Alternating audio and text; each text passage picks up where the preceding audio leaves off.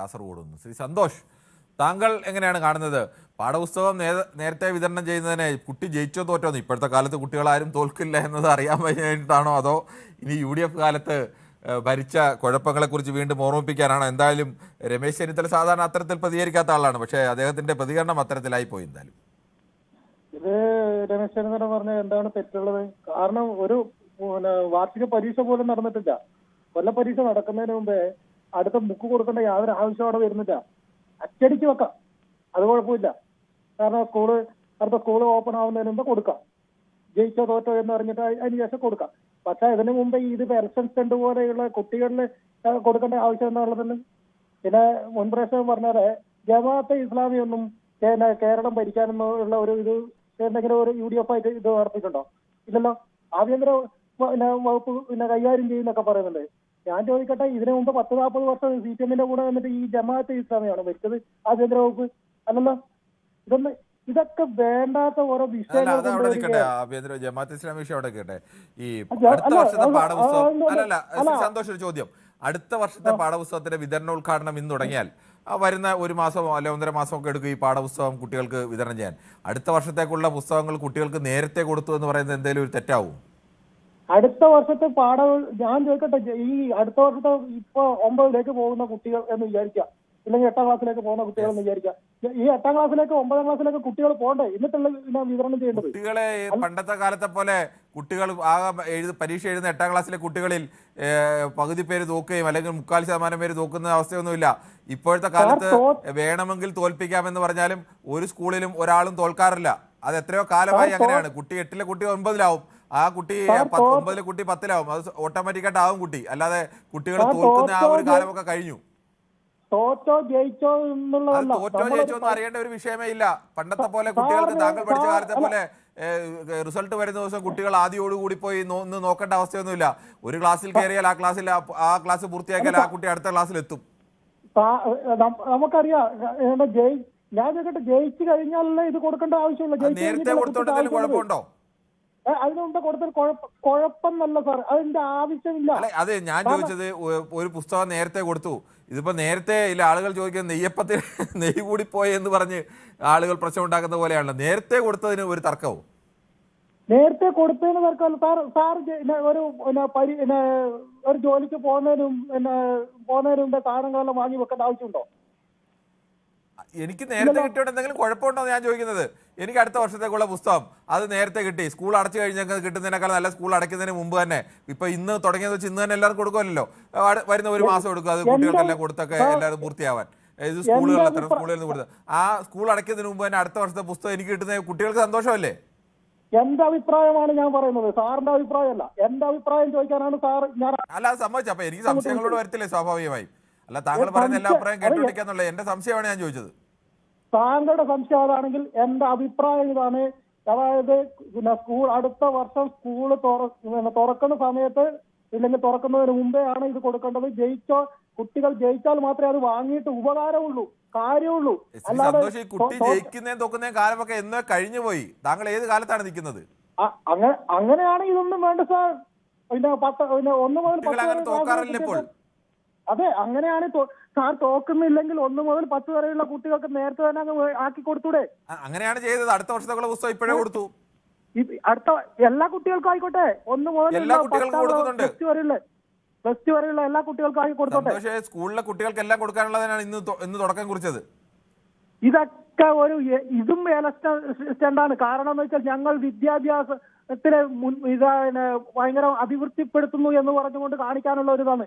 ഇപ്പൊ വലിയ മഹാസംഗമം നടന്നിട്ടുള്ള അതിന്റെ ഒന്നും നിങ്ങൾക്ക് ചർച്ച ചെയ്യാനില്ലല്ലോ. അതൊന്നും നിങ്ങൾ ഇപ്പൊ സർക്കാരിനെതിരെയുള്ളതൊന്നും നിങ്ങൾ ചർച്ച ചെയ്യുന്നില്ല. നിങ്ങൾക്കൊരു അജണ്ടയുണ്ട്. നിങ്ങളിപ്പം കുറെ നാളുകൾ ആർക്കും ചിരി വരില്ലേ? സ്വാഭാവികമായിട്ട് എനിക്കത് കേട്ടിട്ട് ചിരിയാവുന്നത്. ഞാൻ പറഞ്ഞില്ല, രമേശ് ചെന്നിത്തല പോലെ നേതാവ് സാധാരണ ഇങ്ങനെയൊന്നും പറയുന്ന ഒരു നേതാവല്ല. അദ്ദേഹം കാര്യങ്ങൾ പഠിച്ച് അവതരിപ്പിക്കുന്ന പ്രതിപക്ഷ നേതാവായിരുന്നപ്പോൾ കാര്യങ്ങൾ പഠിച്ച് അവതരിപ്പിക്കുന്ന ഒരാളായിരുന്നു അദ്ദേഹം. ഇത് കേട്ടത് എനിക്ക് ചിരിയാവുന്നത്. ന്യൂസ് 18 ഒരു അജണ്ടയുണ്ട്. ന്യൂസ് 18 സർക്കാരിനെതിരെ വരുന്ന ഒരു കാര്യങ്ങളും ഇപ്പോൾ ചർച്ച ചെയ്യുന്നില്ല എന്നുള്ളത് 100% ഉറപ്പാണ്. കുഞ്ഞികൃഷ്ണന്റെ വിഷയം വന്നു, ഈ ന്യൂസ് 18 ചർച്ച ചെയ്തോ? ഇല്ലല്ലോ. ഒരു കാര്യങ്ങളും ഈ ഇപ്പോൾ ന്യൂസ് 18 ചർച്ച ചെയ്യുന്നില്ല. ഒരു കാര്യം ചെയ്യും സന്തോഷ്, സന്തോഷ് കഴിഞ്ഞ സന്തോഷ് ആരോപണം ഉന്നയിച്ചല്ലോ. അല്ല സന്തോഷ് നിങ്ങൾക്ക് കേൾക്കൂ. ഞാൻ പറയുന്നത് അല്ല താങ്കൾ പറഞ്ഞു കഴിഞ്ഞല്ലോ. ഞാനൊന്ന് 4 അങ്ങോട്ട് കോടി തിരിച്ചു രൂപ പറയാം. തട്ടിപ്പാക്കിയതില് ഈ ചർച്ച ശരി സന്തോഷ് താങ്കൾ പറഞ്ഞത് കേട്ടല്ലോ. താങ്കൾ പറഞ്ഞത് കേട്ടു. താങ്കൾ പറഞ്ഞത് കേട്ടല്ലോന്നല്ല. അങ്ങോട്ട് പറയുന്നത് കേൾക്കൂ. സർക്കാരിനെ വെള്ള പൂശാൻ വേണ്ടിയിട്ടുള്ള പ്രവൃത്തി മാത്രമേ ഇപ്പൊ നിങ്ങളുടെ ന്യൂസ് എയ്റ്റീൻ ചെയ്യുന്നുള്ളൂ. സർക്കാരിനെതിരെ കാര്യങ്ങളും ഞാൻ പറയുന്നത് അങ്ങോട്ടുള്ള കേൾക്കൂ.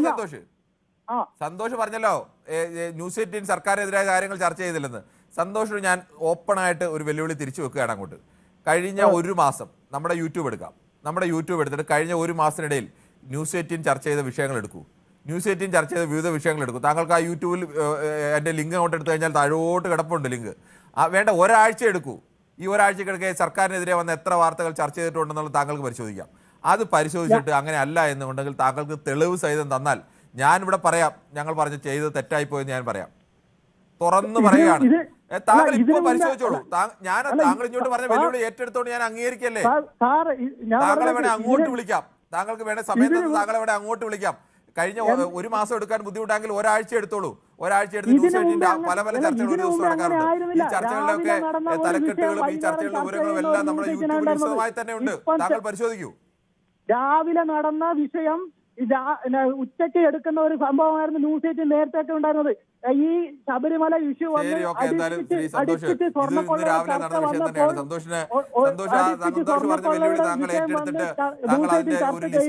അതിനുശേഷം സർക്കാരിൽ നിന്ന് എന്തോ കൊണ്ടായിരിക്കണം.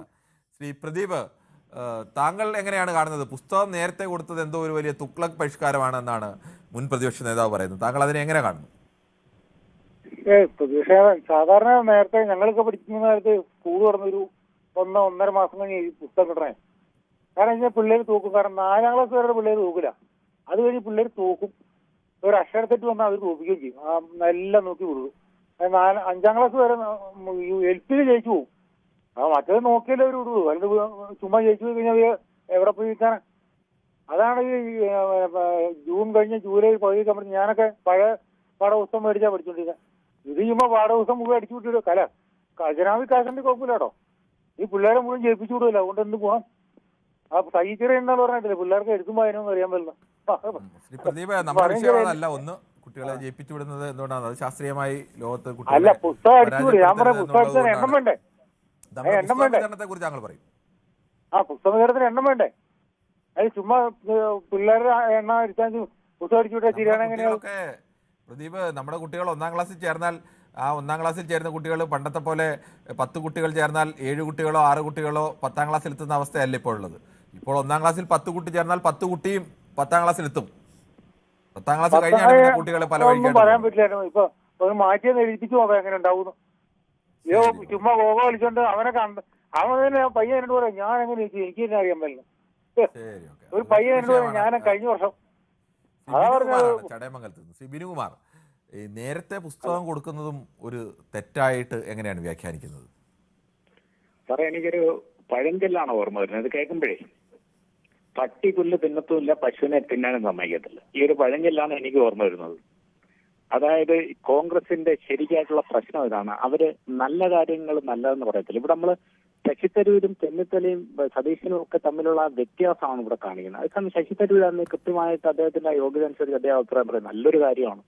ശരിക്കും പറഞ്ഞാൽ ചിന്തിച്ചു നോക്കുക. നമുക്ക് അടുത്ത വർഷം എന്ന് പറയുന്നത് അക്കാഡമിക്കൽ ഇയർ എന്ന് പറയുന്നത് ജൂൺ ടു മാർച്ച് ആണ്. അപ്പോൾ മാർച്ച് ആയി കഴിഞ്ഞു, ഫെബ്രുവരിക്ക് തീർന്നല്ലോ, മാർച്ച് ആയി കഴിഞ്ഞു. കുട്ടികൾക്ക് ഒരു മാസത്തിന് മുമ്പ് മാത്രമേ ഈ പുസ്തകം കൈ കിട്ടുന്നുള്ളൂ. അല്ലാതെ പെട്ടെന്ന് ഒരുപാട് നേരത്തെ ഒന്നും കിട്ടുന്നില്ല. കിട്ടിക്കഴിഞ്ഞാൽ ഒരുപാട് ഗുണങ്ങളുണ്ടെന്നാണ് എന്റെ അഭിപ്രായം. കാരണം ഈ കുട്ടികൾക്ക് ഇത് പുറം പേജ് ഇടാൻ പറ്റും, ബൈൻഡ് ചെയ്യാൻ പറ്റും. ഒന്നുമില്ലെങ്കിലും ഈ പുസ്തകങ്ങളൊക്കെ, ഈ മലയാള പുസ്തകങ്ങളൊക്കെ അവർക്ക് കൂടുതൽ വാർത്തകൾക്ക് news 18 Keralam YouTube channel subscribe ചെയ്യുക.